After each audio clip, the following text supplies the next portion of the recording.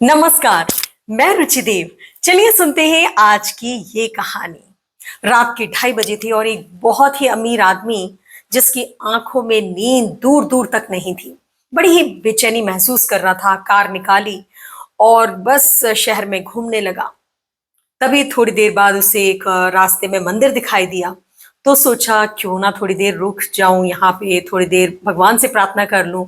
यहाँ पे थोड़ी देर बैठ जाता हूँ तो शायद शांति मिलेगी, थोड़ी बेचैनी कम होगी। ऐसा सोच करके वो जैसे ही मंदिर गया तो वहां क्या दिखता है कि एक आदमी भगवान की मूर्ति के सामने प्रार्थना कर रहा है और वो देखने में बहुत ही दुखी दिखाई दे रहा था। तो इस अमीर आदमी ने उससे पूछा कि भाई क्या हुआ, तुम इतनी रात में तुम यहाँ पे क्या कर रहे हो? तो उसने कहा कि मैं बहुत ही ज्यादा परेशान हूँ क्योंकि मेरी पत्नी हॉस्पिटल में एडमिट है और कल उसका ऑपरेशन किसी भी तरह से हो जाना चाहिए, और अगर नहीं हुआ तो वो बच नहीं पाएगी, वो मर जाएगी और मेरे पास ऑपरेशन के पैसे नहीं हैं। अब इस अमीर आदमी से रहा नहीं गया, उसके पास जितने भी पैसे थे उसने अपनी जेब से निकाले और उस आदमी के हाथ में रख दिए। उस गरीब आदमी की आंखें खुशी से और ग्रैटिट्यूड से भर गई, एक विश्वास के साथ भर गई। उसने लंबी राहत की सांस ली। तो अमीर आदमी ने उससे कहा कि ये लो मेरा कार्ड, और अगर तुम्हें और भी पैसे की जरूरत पड़े या कभी और भी पैसे की कुछ जरूरत पड़े तो सीधे मेरे पास आ जाना, इसमें मेरा एड्रेस भी है और फोन नंबर भी है।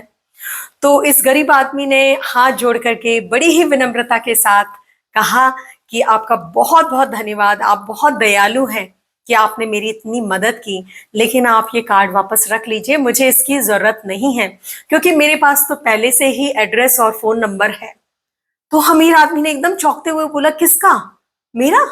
तो बोला नहीं, जिसने इतनी रात में आपको 2:30 बजे आपको उठा करके मेरे पास भेजा।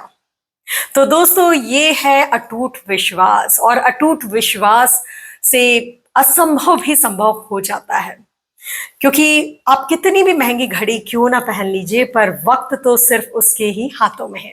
तो चलिए दोस्तों, अगले सोमवार हम फिर सुनते हैं एक नई कहानी, एक नई सीख के साथ शाम 5 बजे मेरे चैनल ब्लूम विथ रुचि देव पर। और जाते जाते मैं फिर से आपसे यही कहना चाहती हूँ कि अपने आप पर विश्वास रखिए, उस पर विश्वास कभी भी कम मत होने दीजिए, क्योंकि वो तो सिर्फ आपकी परीक्षा ले रहा है, आपको आने वाली परिस्थिति के लिए आपको तैयार कर रहा है। वो आपको कभी गिरने नहीं देगा, आपको कभी टूटने नहीं देगा।